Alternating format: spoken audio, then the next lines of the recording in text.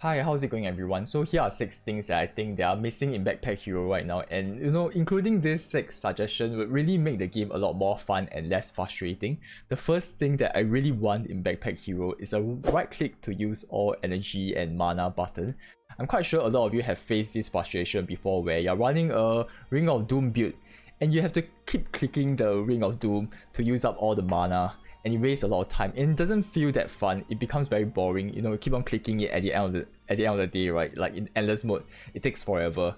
So a perfect solution to this is to just right click, use all energy or mana, and you instantaneously increase the damage of your weapons. The second one is more support for endless mode. I believe the developers are thinking about this. I really wish there are more things that are introduced in endless mode, hopefully soon. I feel that a lot of the times when you reach endless mode, there are only a few viable builds that can really carry you all the way to floor 20. I think one of the notable builds are cleavers. I haven't seen other builds reach that far, and things can get very repetitive when you reach endless mode.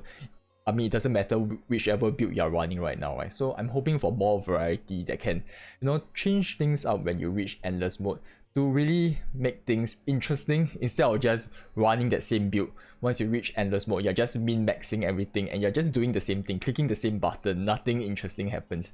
That's kind of boring, isn't it? So hopefully there's more support for endless mode. So the third suggestion would be more ways to spend money to scale build. I think a lot of times I catch myself, I see my backpack, I have so much gold by the end of floor 9, and there's no way to use the gold. I mean, unless you buy some dirty fish from a random fishmonger, I suppose, or you use the gold to buy some shitty items from the store. I feel that a lot of the problems here is that you get gold very easily, but there's not a lot of good ways to spend it. I mean, even in stores, right, they don't really change the store that much. It feels like a random kind of situation, like treasure chest, where every time you go into the store, it's just a random set of items. It doesn't scale alongside, as you climb to higher floors. It's always just a random selection. So I'm just hoping that, there are more ways to use gold.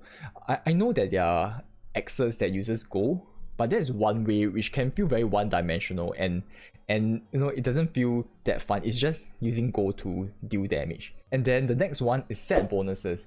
So as I play this game more and more, I realize this game is very similar to action RPG like Diablo and Path of Exile. It's very similar, isn't it? Because you're dungeon crawling, you're collecting items, you're trying to get the best loot possible.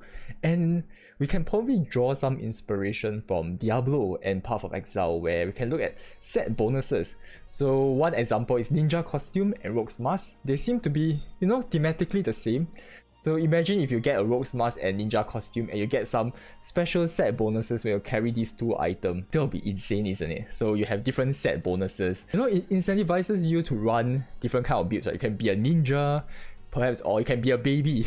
You're running the teddy bear sword, and then you have a lot of different toy items in your hand. Or you can be running a furry mode where you are carrying a glove of knives, the claws, and then you have wearing different kind of furs or whatever not. Then that'll be very cool, isn't it? You can run different kind of builds, a lot more options. I mean, besides introducing new items, which I'm quite sure the developer will be doing it, set bonuses will really kind of cement or really make this build even more exciting, isn't it? And the next suggestion will be pets. I mean, when you look at ARPGs, there's always pets, isn't it? Having pets will be pretty cool because these pets will be able to fight alongside you. And this also relates to another thing, which is having druids and necromancers. Imagine you can have a necromancer kind of wand or staff, or a druid wand or staff that can turn you into a bear, or you can summon, I don't know, animals to fight for you, or necromancers, you can summon skeletons to fight for you. I think this really brings an additional dimension to the game, right? Instead of just you being, one singular person fighting the enemy. It's pretty lonely.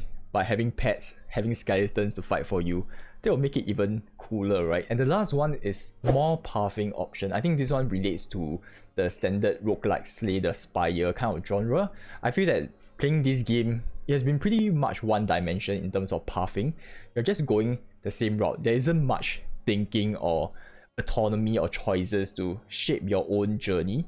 You're always going the same route. I mean, sometimes you will have a key, then you might want to go another route to experience different enemies. but there really isn't any incentive to doing that.